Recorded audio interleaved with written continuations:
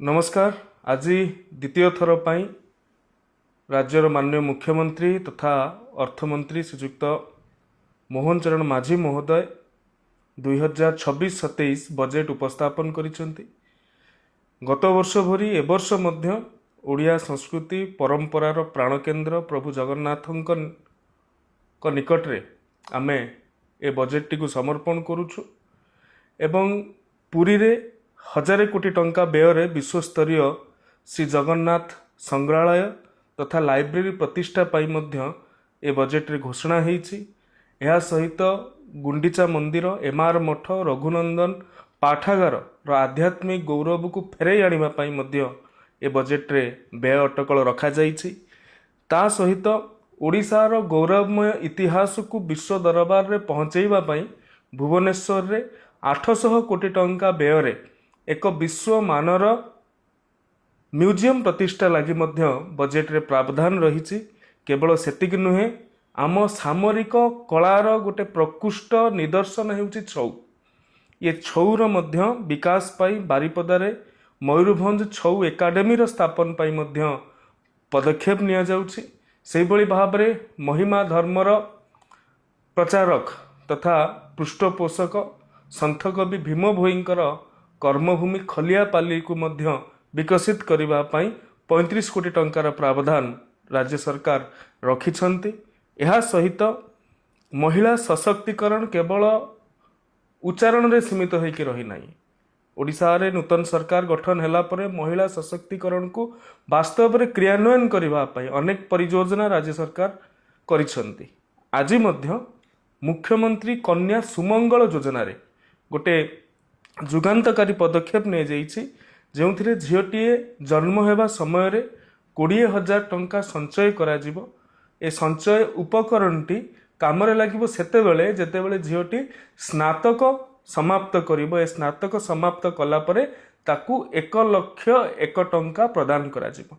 तेणु झियोटीर उच्च शिक्षा पाई, झियोटी को शिक्षित करबा पाई आज दिन में ग्रॉस एनरोलमेंट रेशियो कथा कहते, ड्रप आउट कथा कहते, ए कथा को गोटे बड़ गतिशीलता प्रदान करने मुख्यमंत्री कन्या सुमंगल योजना गोटे बड़ पदक्षेप कहले अत्युक्ति हेब नहीं।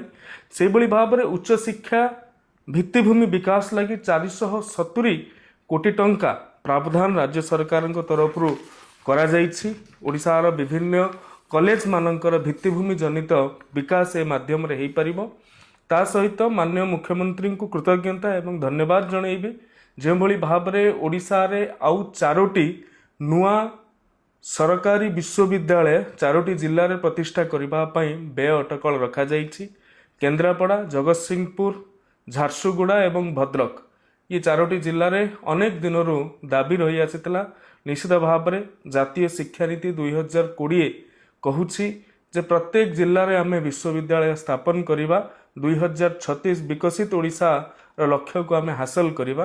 तेणु आम विकसित ओडिशार लक्ष्य हासिल करिवार दिगरे अग्रसर हेउछंती एवं ओडिशार आउ 4टी जिले में विश्वविद्यालय स्थापन हबार ए व्यवस्था करा जाइछि। निश्चित भाव में मो हृदयर सहित माननीय मुख्यमंत्री निकट में कृतज्ञता ज्ञापन करी। से भली भाव में उच्च शिक्षा मेधावी छात्र छात्री मानक पई ई मेधावृत्ति, फकीर मोहन छात्रवृत्ति, गोपबंधु शिक्षावृत्ति तथा गोटे विशेष वृत्ति विदेश शिक्षावृत्ति, जो अनुसूचित जाति एवं जनजातिर पिला माननकु विदेश रे पढ़िबा पई 2 वर्ष को 50 लाख टंका अणफेरस्त भाव में नॉन रिफंडेबल भाव में घोषणा करा जाइछि। निश्चित भाव में ओडिशार वंचित एवं पछुआ अंचलर पिला माने विश्व दरबार रे जाइकी भल भल यूनिवर्सिटी रे पढ़ी पारिबे।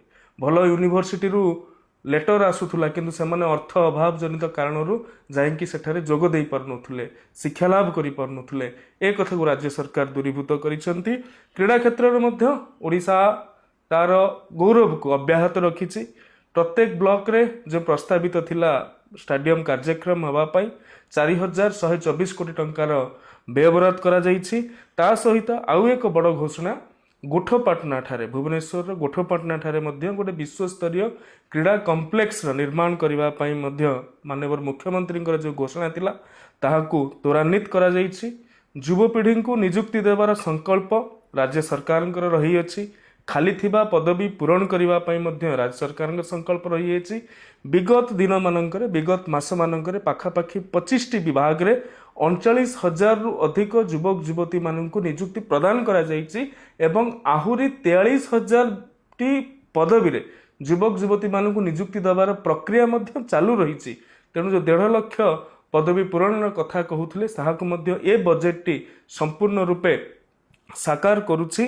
संस्कृति ठारू आरंभ करी शिक्षा पर्यंत क्रीड़ा ठारू आरंभ करी प्रत्येकटी भित्तिभूमि पर्यंत एवं ओडिया अस्मिता ओडिया परंपरा ओडिया स्वाभिमान को पाथेय करिकी गतिशीलता प्राप्त करुवा ये सरकार ओडिशार भाषा साहित्य संस्कृति विभाग को सर्वाधिक ए पर्यंत सर्वाधिक एलोकेशन जिते बजेट होती से मध्यरु एथर सर्वाधिक 614 कोटी टंका रेकर्ड अनुदान प्रदान करा जायछि संस्कृति विभाग को। क्रीड़ा विभाग रे मध्य आमर अनुदान गत वर्ष तुलन में वृद्धि होती। ओडिशार आजिर दिन में शिक्षा ठारू आरंभ करिकी स्वास्थ्य पर्यंत साधारण लोकों सामाजिक सुरक्षा ठारू आरंभ करिकी गमनागमन पर्यंत पंचायत राज ठू आरंभ करिकी राजस्व विभाग पर्यंत गृह विभाग पर्यंत जल संपद विभाग ठारू आरंभ करी भित्तिभूमि संबलित जेते विभाग अच्छी